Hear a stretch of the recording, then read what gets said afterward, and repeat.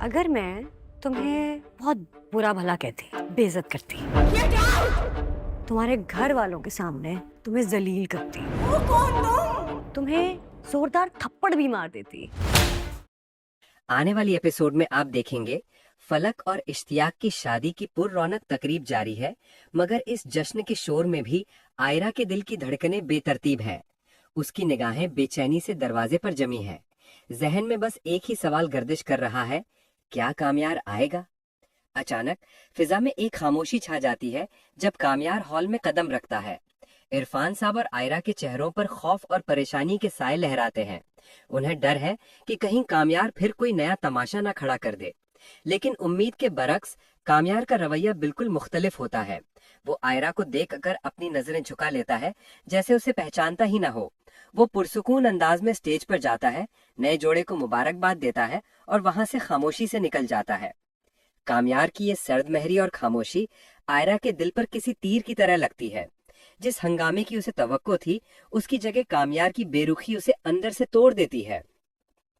इसी उदासी के आलम में कहानी एक नया रुख लेती है, जब एक अजनबी नौजवान आयरा की खूबसूरती से मुतासिर होकर उसकी तरफ बढ़ता है।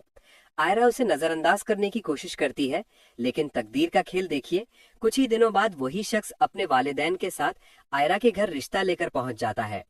इरफान साहब इस रिश्ते से मुतमल्लिन नजर आते हैं और फैसला आयरा पे छोड़ देते हैं। आयरा, जो अभी तक कामयार की यादों और उसकी बेरुखी की कश्मकश में उलझी हुई है, वक्त मांगती है।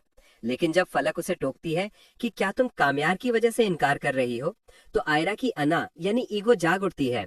कामयार को गलत और खुद को बेपरवाह साबित करने की जिद में आयरा एक जज्बाती फैसला ले लेती है और गुस्से में उस नए रिश्ते के लिए हाँ कर देती है। जब ये मनहूस खबर कामयार तक पहुंचती है तो वो मुकम्मल तौर पर बिखर जाता है। इश्तियाक उसे समझाने की कोशिश करता है कि आयरा ने ये फैसला खुशी से नहीं बल्कि जिद में किया है, मगर कामयार अब हार मान चुका है।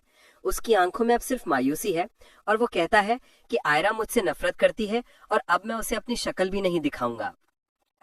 अब देखना यह है कि क्या ये गलतफहमियां हमेशा के लिए दिलों में फासले डाल देंगी या तकदीर इन्हें फिर किसी मोड़ पर मिलाएगी।